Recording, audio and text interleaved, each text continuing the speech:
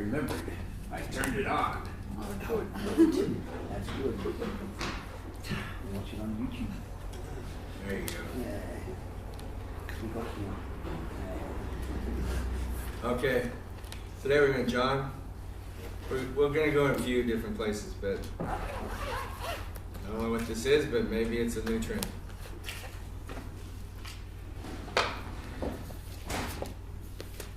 John 1, verse 1 says, "In the beginning was the Word, and the Word was with God, and the Word was God. He was with God in the beginning." The Word was God. He was with God in the beginning. So from the very beginning of everything. And it's hard to fathom. It's hard to fathom a beginning of God.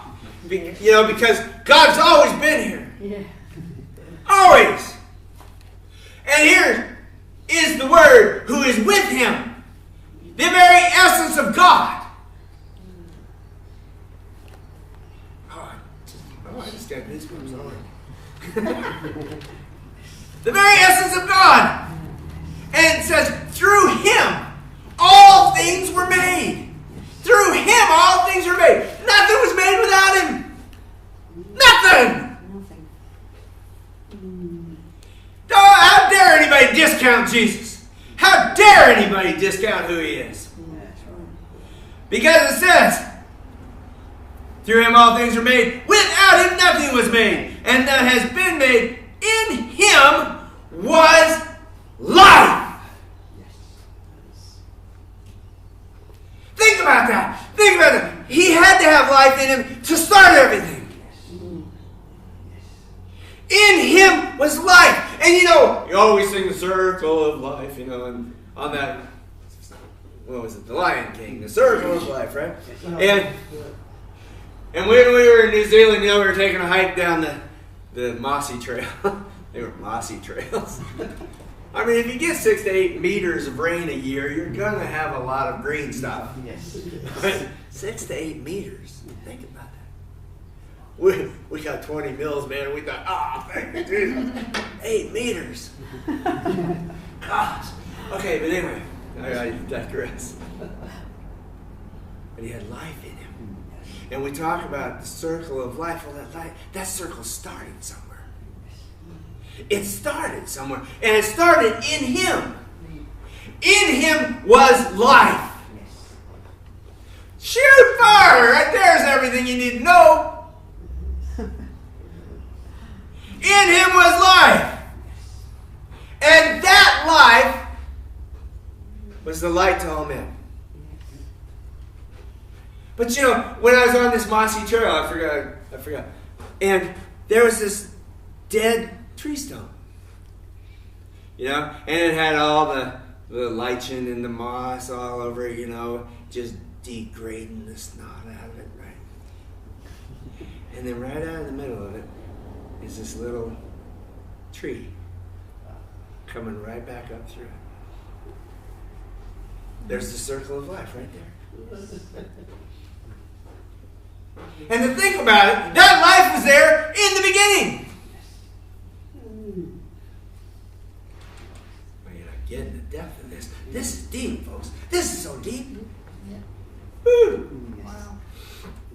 And that light was the light. That life was the light of men. The light. You see, life. When you have life, you have light. That's why people should look at you and say, "What do you have? Your light is on and mine's not." And you know what? If they're not coming up saying, "How'd you turn that thing on?" Better start looking in the mirror and seeing if your light's on. But anyway,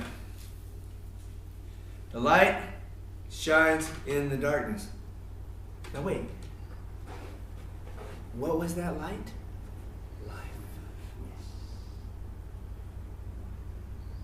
That light was life.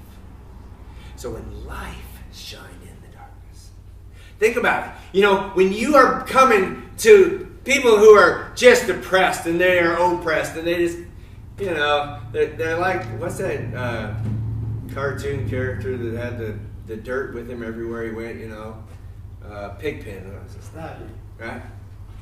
It's just that. Darkness is all around him. But you know what? When you bring the light of men, you're bringing life. New life. You are bringing life to them. Because, we know what it is to be born from above, right? We learned that last week. Right? Remember that? Mm-hmm. Okay. You have to remember because it wasn't recorded.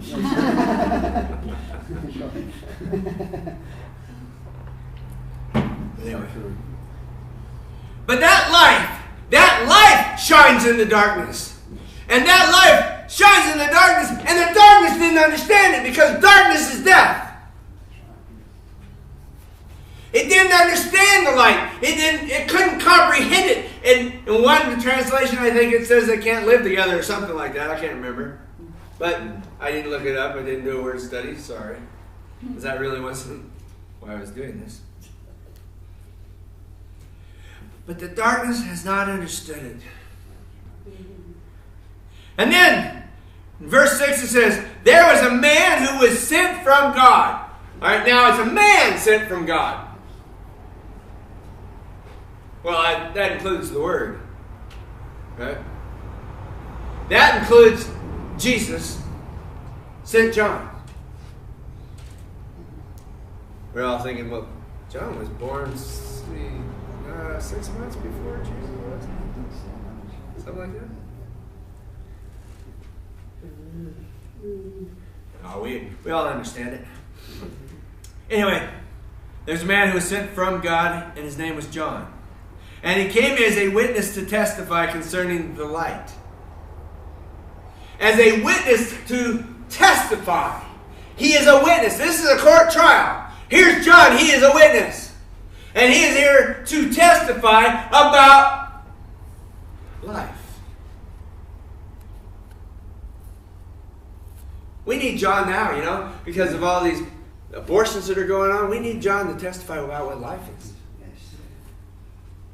To stand up there and say, this is life!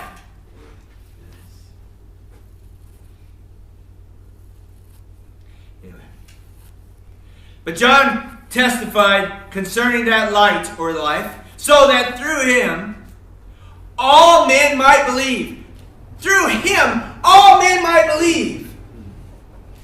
John is a perfect example of a Christian. Well, what a Christian's supposed to be.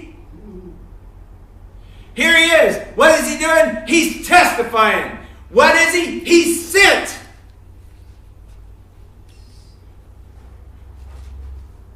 He's a witness. And then, because of his testimony, because of his witness, men believe. I wrote in my Bible, do I testify? Am I a man sent from God? Am I a witness? What did I witness? What have we witnessed here? What have we witnessed? Have we witnessed life? Yeah, we've witnessed life. Have we witnessed the light? Yes, we've witnessed the light. Men should believe through us. He himself was not the light. Now, John had to put that in there because people were starting to worship John the Baptist. He himself was not the light. He only came as a witness to the light. The true light that gives light to every man was coming into the world.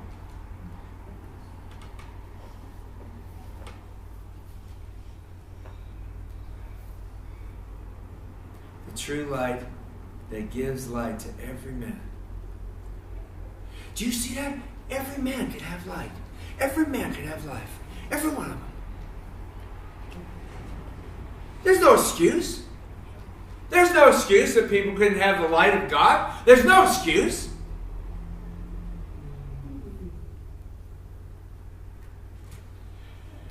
Verse 10 says, he was in the world, and though the world was made through him, the world did not recognize him.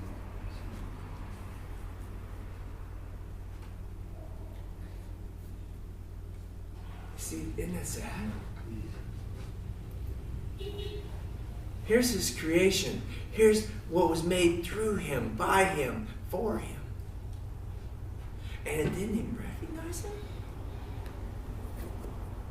It didn't even recognize the creator of all things.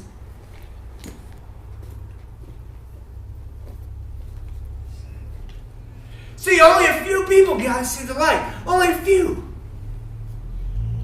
I mean, if you really think about it, how many people do you think were living in Israel at the time Jesus walked the earth? You know? A million, couple million? I think, when the siege in 70 AD happened, there was over 1 million crossings.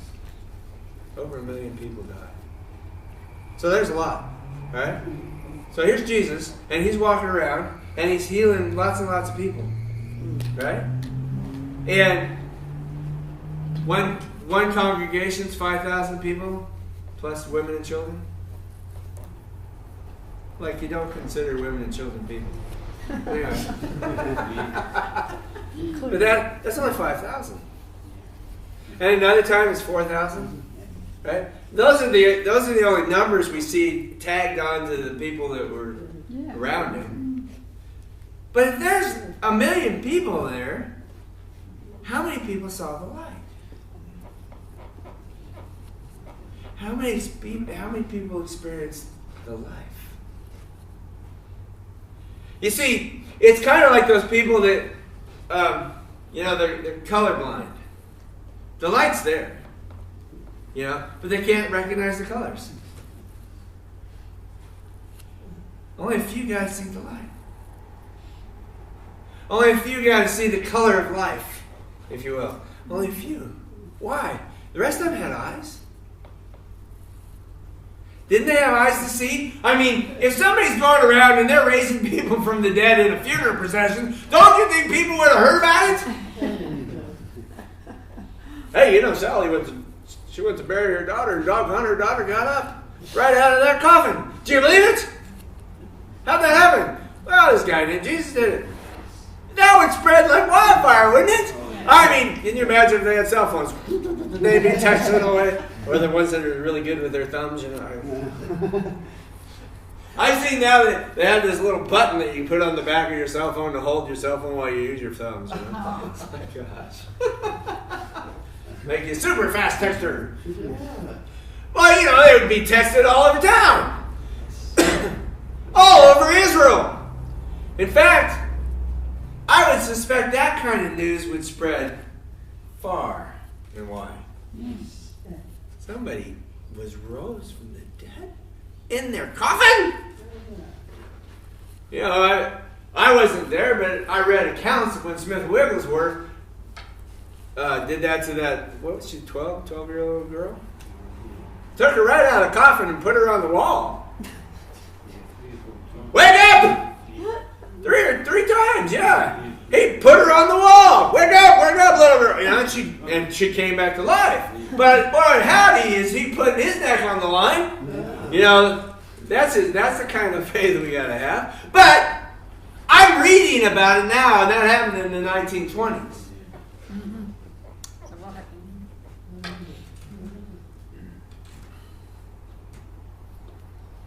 So why didn't more people follow him? Why didn't more people follow Jesus? Why didn't they?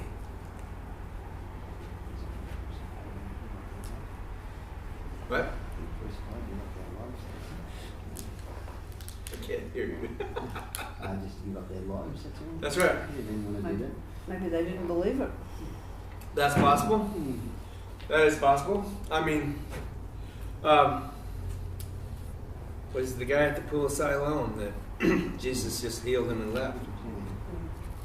And it was on a Sabbath, of course, it was on a Sabbath.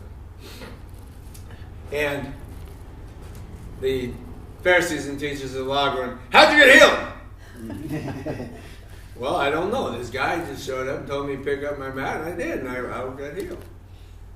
I mean, that's his testimony, but it is such a wild testimony because what was 38 years? He'd been crippled for 38 years. Right? Don't you think that would spread through the temple?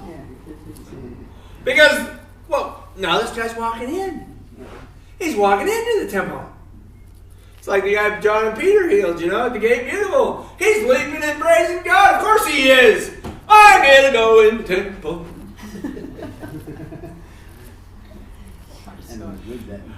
Come on, word of mouth goes. Yes. So how come he only fed 5,000?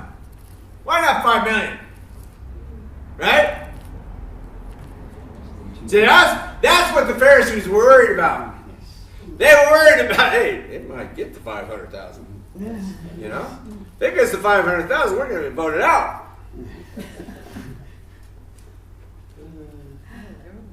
Right? But you see, only a few got to see the light. Only a few had their eyes open to see life. We sit here and we breathe, 17, 20 times a minute. Do you think about it? Even Carol here, sometimes she has troubles breathing. She doesn't think about breathing. But that's life. Do you think about your heartbeat? Most people's hearts beat somewhere between 60 and 75 a minute. Sitting there going, come on, little heart, pump, pump, pump, come on. No, you don't think about it. You take life for granted. And see, that's what's happened there, is they took seeing for granted. Right? They took, this is what I know. This is what I know, and what he's doing is outside of what I know. And I'm not sure I want to expand my circle of what I know to include him. Even though it is pretty cool. Alright? It's pretty cool. But only a few people got to see life. They got to see life transfer. Like the woman that had the issue of blood, right? And Jesus is walking through the crowd, and she got life transfer. I can imagine. Can you imagine the spark? She probably didn't even have to get that close, because the opposites attract, right? Because he's so full of faith and she's so lack of everything. She's pulling that out of him, right? She got to see. I'll bet her eyes were wide open. Woo! Yes. Man. He came to that which was his own, and his own did not receive him. Man, can you imagine working your whole life? But think about it. From the beginning, God created. He's been working. In fact, Jesus said, I only do what I see my Father do. My Father is always at work. Didn't he say that? Always at work. So here he is. Here's Jesus, and he is working his whole life for this creation. His whole life for this creation. And here he now has come down in the form of man.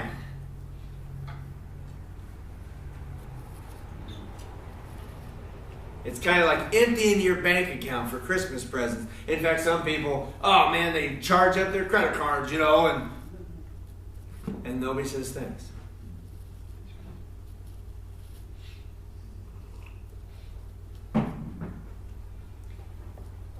And then they do it again next year.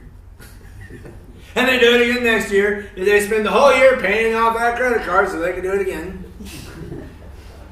And nobody says thanks. And nobody says thanks. And here's this little grandma that has done it all her life. And she does it again because she loves him. That's what Jesus, every time somebody repents and every time somebody comes back, he goes, I love you. I remember when it happened to me. I was one day from suicide attempt, driving home, and I had reached out to God. I hadn't talked to him in 10 years. And the inside of my pickup truck raised 10 degrees. And he said, I still love you. I couldn't take it. And every time I think about it, I can't take it. Anyway. They didn't receive him, yet to all received him, to those who believed in his name, he gave the right to become children of God. Children born not of natural descent, nor of human decision or a husband's will, but born of God. Children not just born because we're multiplying, not just born because a husband wants a child, not just born because,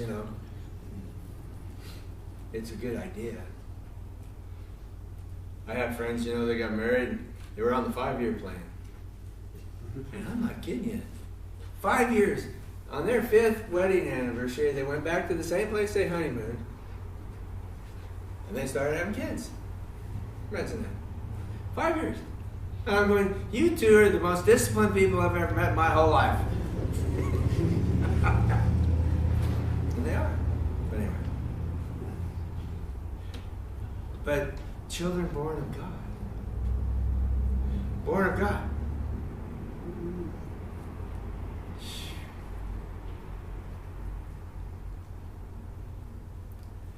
Verse 14, the Word became flesh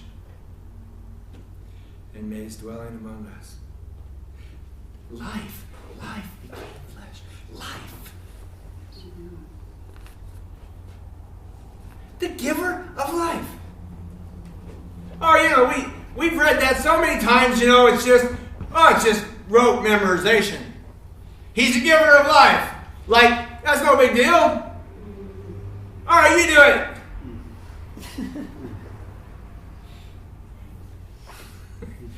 You take that lump of clay and you give it life. The Word became flesh and lived among us. We have seen his glory. What's glory? One of the definitions of glory is illumination. We've seen his glory. They saw the light. They saw the light that was life. They saw it. That's why John's writing this. Because he wants people to understand that there is life that looks like light that goes in you. And I saw it. You know what? I'd rather take an eyewitness's account than somebody who heard it on the street. That's why I never pass on hearsay. Well, I heard. Well, I don't care what you heard. What was that old saying? Believe half of what you see. No, nothing of what you hear, half of what you see, and all of what you know. Look, if you didn't see it, don't say anything about it. Because it's just hearsay. All right? And we all know what hearsay does. Gossip's horrible.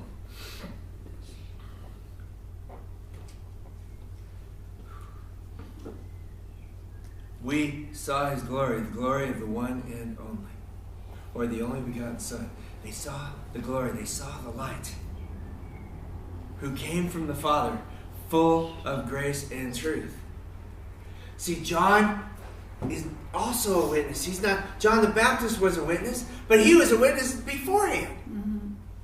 He was a witness saying, it's coming. It's coming. But John's a witness saying, I saw it. You see, John the Baptist, as you will, is, I heard it was coming. Somebody told me it was coming. Well, it's God. We know God's word's good, but it was still, he only heard it was coming. Right? But here's John. I don't know what you call John's last name. The Revelator, some people call him that. But here's John. He writes his gospel, and he says, I saw it. So whose testimony is more valid? John's. This John. Not the other John. It's kind of like the Marys in the book too, you know? Johns and Marys. Anyway. So, but you know, in John chapter 8, Jesus validifies his testimony. And he says, when Jesus spoke again to the people, he says, I am the light of the world. Now think about that. What did we learn about that light? That light is life. That light is life. When he says, I am the light of the world, the other thing he's saying is that I am the life that's making this world live. Yes. That's huge. It is.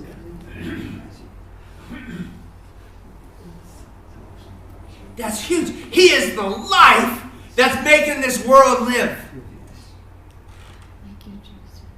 I am the light of the world. And we just read, oh yeah, I'm the light of the world. What's that mean to people? What, he carries around a flashlight or a torch? Make sure you don't stumble at night. You see, if you have the light of God in you, you can see the pitfalls. You can see what's coming up. You know, I remember one time, a long time ago, I wrote a little piece called The Labyrinth. You know what a labyrinth is? It's a maze. Yes. All right? We run the little mice through the maze. Well, our life is a labyrinth. Where we don't, you know, you come to a T in the road and you don't know which way to turn. You know, and most of us are living in the dark. Right? And if you're in the dark, you're sitting there going like this. And you come to the end and you got to turn right or left. You can't see down that way and you can't see down that way. Which way do you go? Right? But when you get the life of God or the light of Jesus in you, it's like a light is put over you in the labyrinth. And you can see both ways and you can say, oh, well, I don't want to go that way. It's full of potholes and barbed wire fences and this way looks pretty good. Right? But you know, the problem is a lot of us don't believe our eyes when we see the light. Right? Oh, I think I can get through that. And they choose that way anyway. It's like, you idiots. But no. He says, I am the light of the world. Whoever follows me will never walk in darkness. Now, if light equals life, because Jesus is the life that brought light to all men, then what's darkness? It's death. Yes. Anyone who follows me will never walk in darkness, but will have the light of life. He even says it right there, the light of life. So you see, when you see people that are they're confused and they're depressed and they're stuck in the world, they're stuck in death. Yes. They're stuck. It's such a sad thing. It's a sad state of affairs. It's a sad state of affairs. Then here they are living in darkness. And they're going to die in darkness.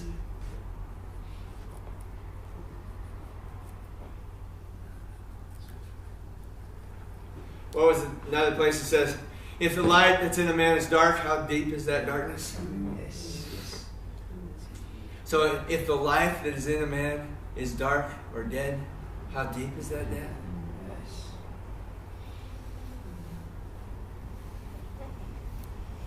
Whoever follows me will never walk in darkness, will never walk in death, but will have the light of life. Doesn't he say that? That if you drink from this water, you'll never be thirsty again?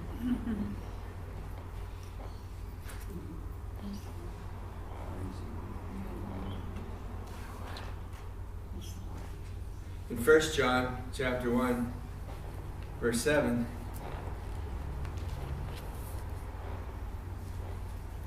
I'll just read for verse 5. This is the message we heard from him and declare to you, God is light. In him there is no darkness at all.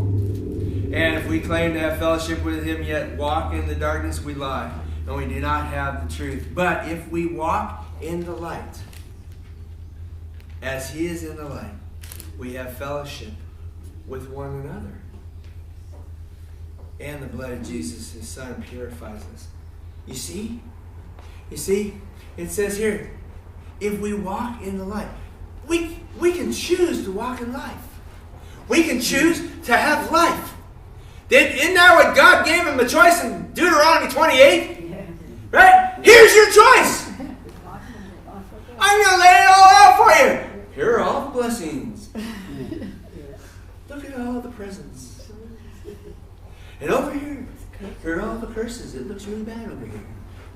Right? It's all full of yuck. Now, you would think this is an easy choice. Here I am. I'm offering you the choice between blessings and curses. I feel like this is door number 1, and this is door number 2.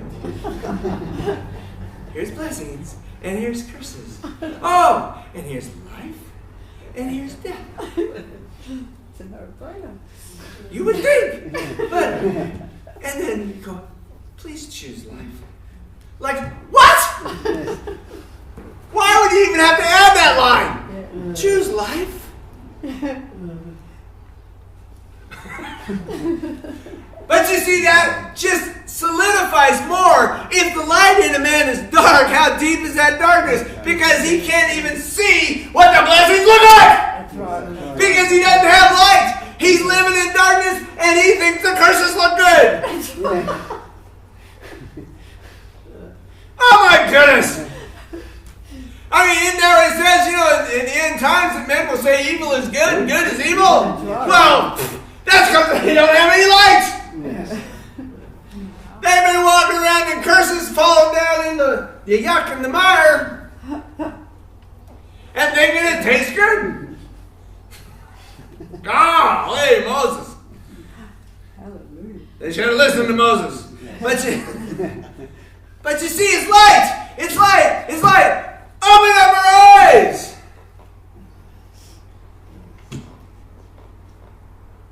And then, you see, as if it, God's probably, those books for, like, the internet for dummies? Yeah. Right? Or certain programs for dummies, This is life for dummies. Okay? It's just simple. Here are the blessings, and here are the curses. Choose the blessings. This is it, okay? This is it. Because God not only lays it all out for him and says, now make the right choice. Please. But he says, okay, you stupid people, since you're so stiff-necked, I'm going to send you a prophet. And he did. And he sent him a prophet named Isaiah. And a prophet named Isaiah said, now listen, folks. I have heard it from very good sources. On high. That there will be no more gloom. Stop walking in darkness. For those who were in distress. In the past, he humbled the land of Zebulun and the land of Naphtali. But in the future, he will honor Galilee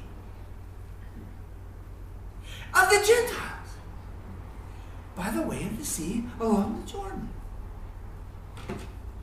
Here's Elijah, or Isaiah. Isaiah says, listen, you don't have to walk in the darkness anymore. Because I'm telling you, the people walking in the darkness have seen a great light. On those living in the land of the shadow of death, well, are they in darkness? Yes. I mean, it's all been laid out for us. Right? A light has dawned! A light has dawned! You would think they'd shout from the rooftops. Here's Isaiah saying, a light has dawned! Hey!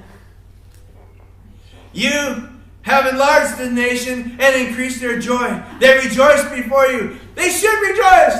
Hey, we can see these curses suck. This is horrible. Hey, I want to go over there. Can I go over there? I can see it now. Men, as men rejoice dividing the plunder. What do you think these are? For as in the day of Midian's defeat, you have shattered the yoke that burdens them, the bar across their shoulders, the rod of the oppressor. Freedom, freedom, freedom! Every warrior's boot used in battle and every garment rolled in blood will be destined for burning. No more war! No more! Open your eyes! The light is gone!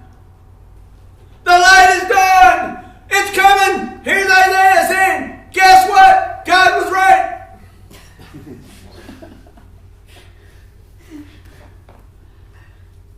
They're destined for burning.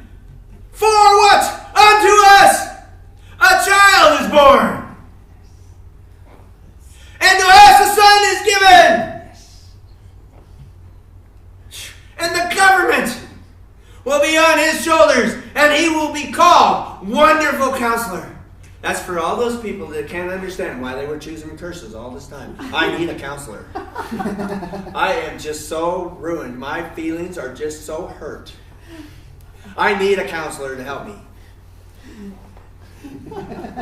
He will be called Wonderful Counselor. He will be called Mighty God. Yes. Everlasting Father. Prince of Peace. Yes. And the increase of his government. The increase of his government. And peace, there will be no end. Open your eyes. Can you just see him? You know, he's just like a traveling salesman.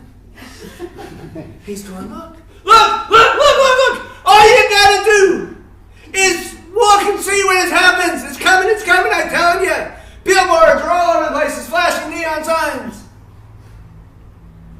Don't you see it? I can just see poor Isaiah. Come on, come on. Aren't you tired of getting beat up? Aren't you tired of living in their garbage? A child is going to be born. A son is going to be given. And he is the government of everything. Oh, this is such good news. They just couldn't take it. You know? He will reign on David's throne and over his kingdom.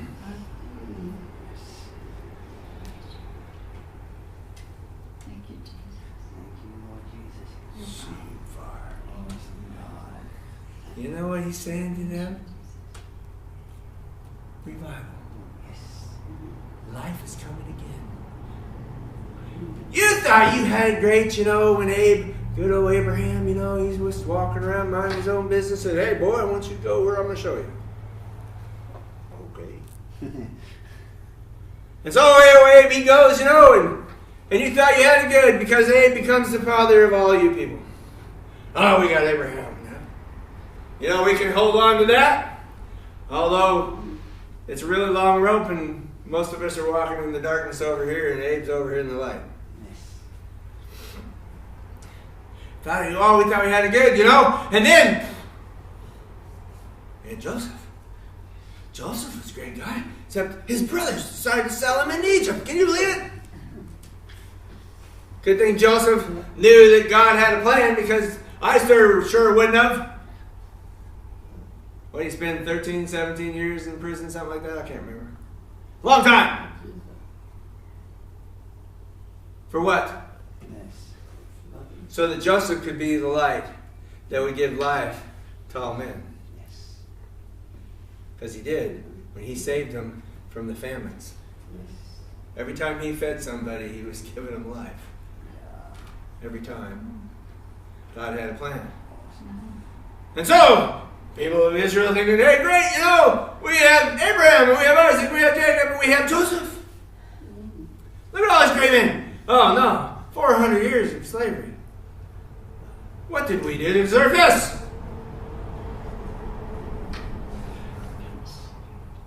And then what happens? God says, okay, I hear your prayer, I hear you. I want you to walk in the light. I want you to take the blood of the Lamb and put it on your doorposts. And I want you to see darkness walk away from you. Basically, that's exactly what he said. I want you to see darkness walk away from you. I'm giving you life. I'm giving you light. And then he has this fool named Moses who says, okay, I'll lead him. yeah. And he takes him out. And Moses goes up. And they can see the mountains on fire. It's full of light. And they're afraid. We've lived in darkness for 400 years. What do you think? You know, my eyes are killing me. Right? And so Moses says, look, I'm going to give you laws to live by so that you can walk in the light.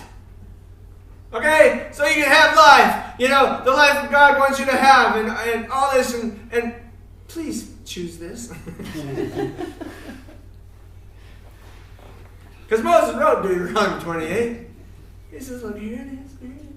I can just see Moses. Here it is, boys. With his long little robe, his long little beard. But here it is. Choose it.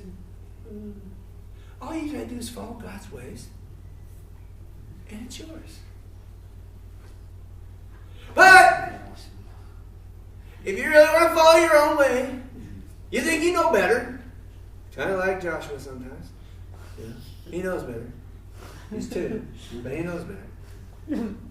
And he falls into this. I got a boo-boo. Yeah, of course you got a boo-boo. You didn't mind. But anyway. So then, they get escape Egypt. Darkness walks away. And lo and behold, half of them, you know, like wearing those glasses you get from the eye doctor, you know, that makes everything really, really dark. Did you guys have those? And they put stuff in your eyes to make your eyes dilate, and then they put the really dark glasses for the day.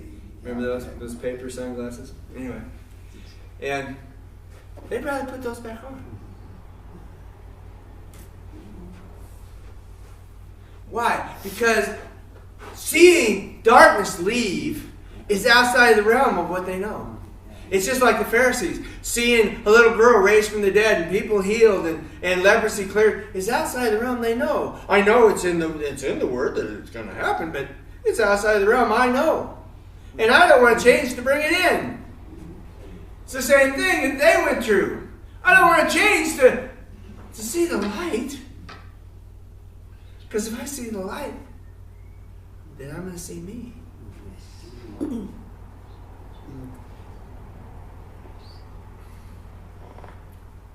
So they have to send Isaiah.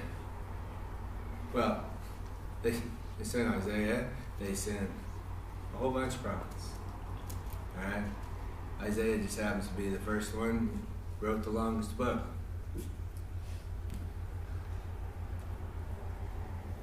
And he says, now listen. You people are like a kaleidoscope. You ever seen a kaleidoscope? Dark, light, dark, light, dark, light. You're walking in the light, into the dark, into the light, into the... Aren't you getting a little bit vertigoed or whatever that word is? All right, I'm going to lay it out for you again. Okay?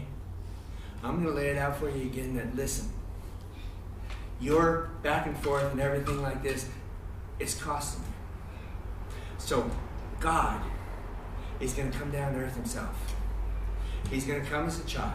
And he's going to come with the government on his shoulders. He is going to come. And he's going to set all things right. Now you can imagine, you know what, I think Isaiah was like 600 years before Jesus showed up. I think. Give or take. About 100 years or so. And so, you can, well, we know Isaiah, he talks about things that aren't happening yet. Right? But it was written down. And they studied it. And they knew. When the wise men showed up to Herod, hey, where's this new king going to be born? They knew. Oh, well, he's going to be born in Bethlehem. That was, Micah said that, but yeah, he'll be the new king. He'll sit on David's throne. That's right here in Isaiah. We know that. And we're looking for him. This is the whole irony, the whole thing. We're looking for him. But the thing that they didn't expect is that he was really going to be light. They expected him to be what they wanted him to be. It's just like what we do today. We create God in our image. We create a God who does what we like. Not the God of the Bible, not the God of Christianity for dummies.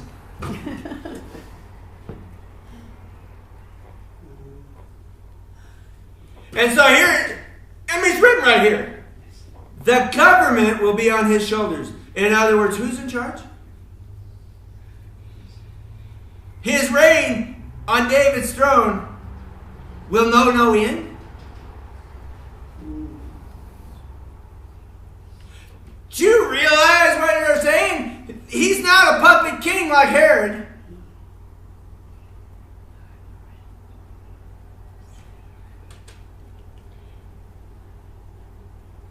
From that time on, and then it says, and all this will be accomplished how?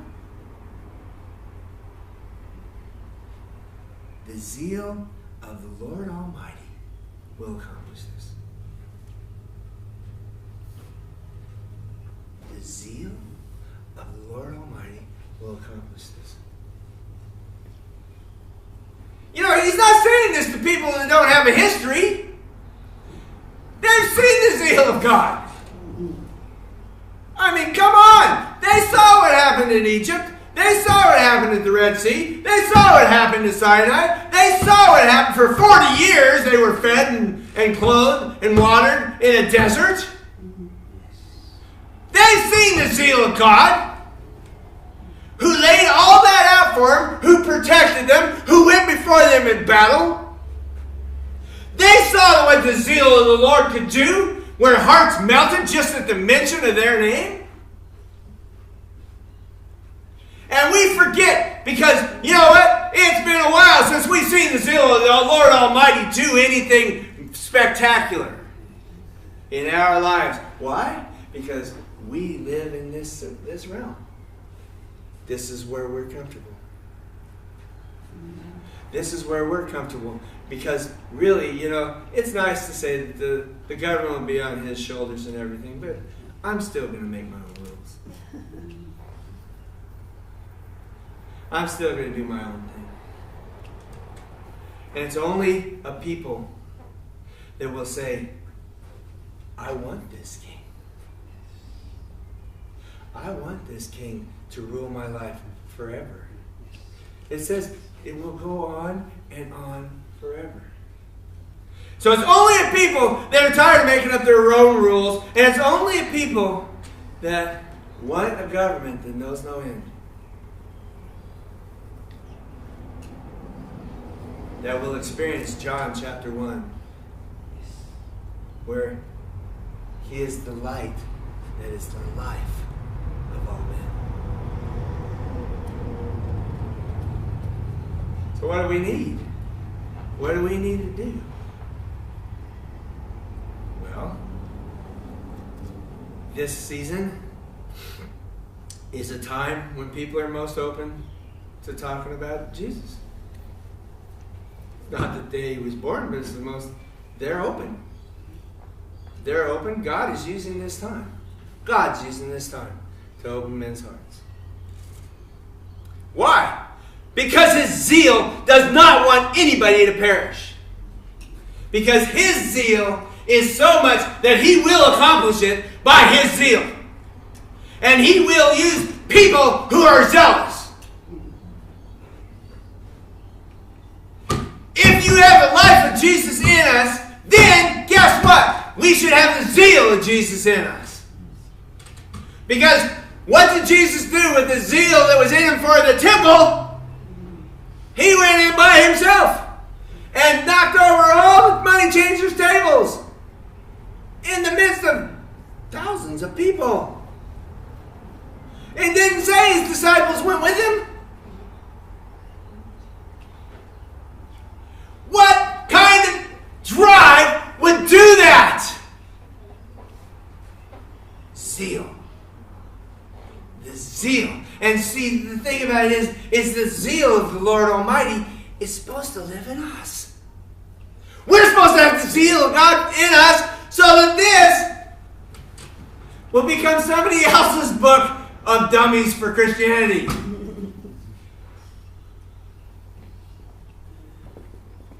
need the zeal of God. We need the zeal of God again to be infused into us. So we don't just sit around like a bunch of bumps on a log, smiling because, oh, I'm breathing.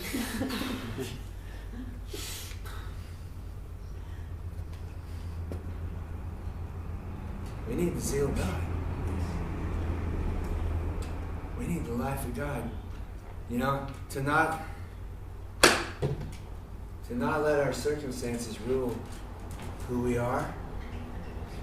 To not let differences stop us. We need to let the zeal of God boil in us. Boil. Look. Have you ever watched water boil? What happens? You turn the heat on and it just sits there. Right? And it sits there and it sits there and it sits there.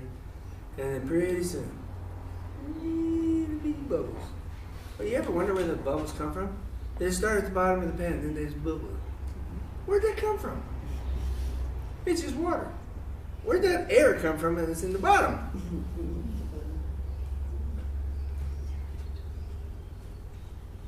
Those little bitty bubbles start coalescing. They start coming together and they become big bubbles. That's amazing to me that all that got put underneath that water. But it's there. And it starts boiling. And it starts boiling. Now I know what the physics is of it, and it's not of any value right now. But know that what's actually happening to that water is it's changing the steam. The water is being excited. Alright? The molecules of water are being excited and they're starting to move around and they're wanting more space, so they become gas. Alright? And they're becoming that. And that's what's supposed to happen to us. It's the zeal of God should start boiling up in us to where we start changing. We start changing inside of us. And it just can't stop it. Because have you ever noticed if you try to put a pot lid on the top of water, it just blows it off, doesn't it? Well, that's exactly what should happen to this. Our zeal is we shouldn't be able to shut it off. We shouldn't be able to let our lips, the orbicularis oris, keep our lips closed, for the zeal of God should come out. So that the light that is the light to all men could go into them and be life. So take this opportunity. Let the zeal of God start boiling up in you again. That's where we're at. That's where we're at. Because as long as you're just a simmering pot, you're not really good for cooking anything. You need to be boiling. You need to be boiling.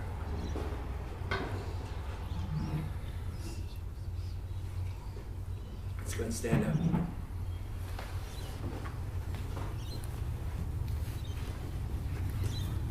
Not your typical Christmas message, but you know what? It's what it's all about. It's all about life coming into man. It's all about the light of God coming into a dying and dark world. And unless Jesus appears on the scene himself, we're it. We are it. All right? And the zeal of God, because he's supposed to be living in you. Remember that? Last week? That was a long time ago. But the Spirit of God is supposed to be living in you. And with that Spirit of God is the zeal of God. We need to let it start boiling. We need to let it start boiling. And we need to not let anything close our mouths. Anything.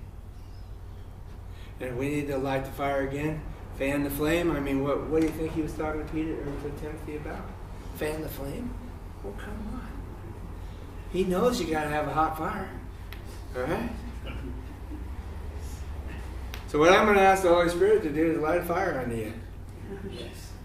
Light a fire under you to let it boil again, to let the zeal of God start boiling in you, so that the testimony that you have, the witness that you have, will come out and people will believe because of what you say. And they will see because of the light that's in your eyes. They will know because of the life that's coming out of you. Every word that you speak is life. Every word that you speak is hope. Every word that you speak, they gotta have. But you gotta have a fire under you so you start boiling. And you're not satisfied with where you are. You're not satisfied with what's happening on your street. You're not satisfied with what's happening in your family. You're not satisfied. Because if you're satisfied, you're just a simmering pot.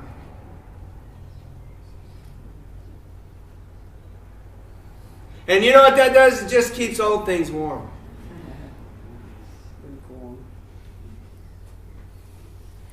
So, Father, I love you so much. And I love your word. And I ask right now, Father, that your Holy Spirit would be the fire that comes down. The fire that comes down and lights under us. Light under us a fire! Light under us a fire, God, that will start us to boil. That the zeal of God cannot be contained in us anymore. That we are not satisfied anymore. That this is not enough. This is not enough. We cannot walk by somebody that's in darkness. We cannot walk by somebody that's in death and not bring them life. God, let the fire of the Holy Spirit burn in us. Let the fire of the Holy Spirit burn underneath us. Let the zeal start bubbling up more and more and more and more. More, more, more. In Jesus' name. In Jesus' name.